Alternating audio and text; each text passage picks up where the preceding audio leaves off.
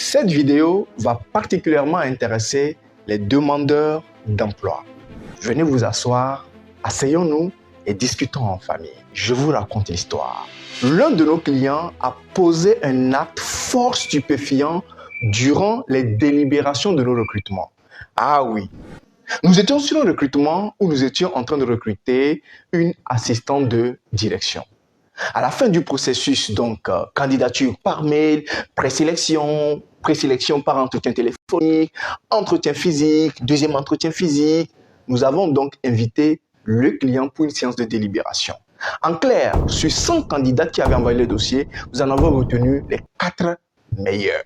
4 profils diversifiés, très matures, les unes que les autres. Parce que c'était des dames. Le client, il est là.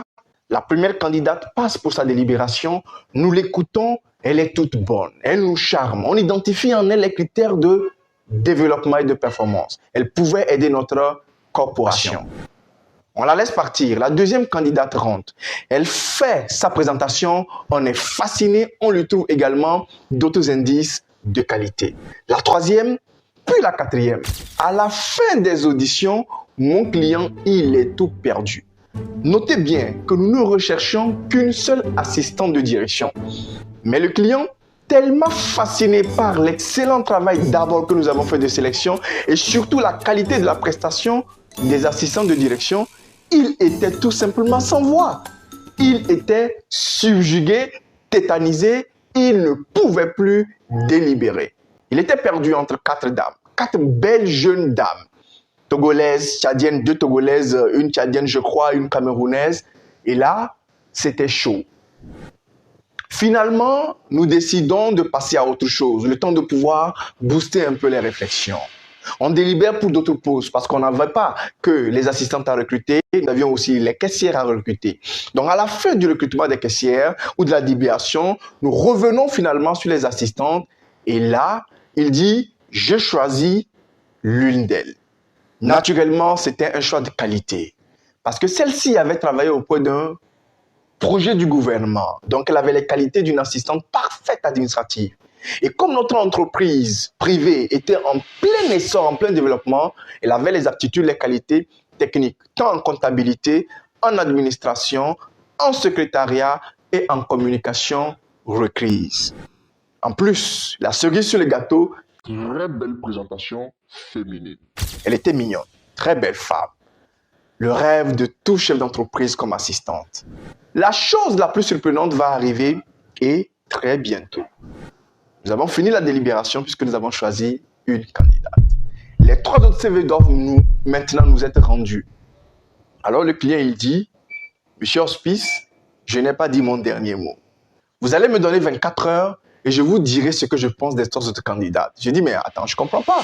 Monsieur le client, vous avez payé pour une assistante de direction. On a fini de choisir, c'est bien, rendez-nous les autres dossiers et puis voilà, vous partez avec votre assistante de direction. Il dit, non, je n'ai pas encore dit mon dernier mot. On le laisse partir. Le lendemain, il nous appelle et il nous dit ceci. Monsieur Hospice, je prends les 3 autres, j'engage les 4 assistants de direction. Je dis, what? Vous prenez les 4 assistants de direction, mais qu'est-ce qui s'est passé, cher client? Si vous êtes demandeur d'emploi, cette histoire n'est pas pour vous parler de la vie de notre client, mais simplement pour vous enseigner que si vous avez de la qualité dans votre démarche de recherche d'emploi, aucun recruteur, quel qu'il soit, ne pourra vous résister. Nous avions fait en tant que cabinet une sélection minutieuse sur 100 dossiers retenus les 4 meilleurs. Mais notre client a trouvé au-delà d'un travail de qualité que les 4 s'équivalaient et elles étaient complémentaires. Finalement, il ne pouvait se passer d'aucune d'elles. Il nous demande de leur proposer un contrat à toutes les 4. C'est ainsi que 4 belles jeunes dames aux compétences diversifiées, avec un état d'esprit conquérant, qui avaient envie de travailler, qui avaient suffisamment motivé leur engagement, qui avaient démontré qu'elles comprenaient les enjeux de l'entreprise pour laquelle elles voulaient être recrutées, qui avaient surtout montré qu'elles avaient l'état d'esprit et le mindset pour rentrer dans une entreprise et l'aider à se construire, avaient été recrutées. Ça peut être également votre cas, mais seulement que vous devez vous mettre au travail. Quelquefois, durant les recrutements, je suis souvent désolé pour certains candidats qui peut-être pourraient mais seulement ne s'y mettent pas. Mettez-vous-y. La recherche d'emploi n'est pas difficile. Il n'y a que des étudiants qui ne s'appliquent pas réellement. Et l'histoire de ces 4 belles dames pourrait être votre histoire.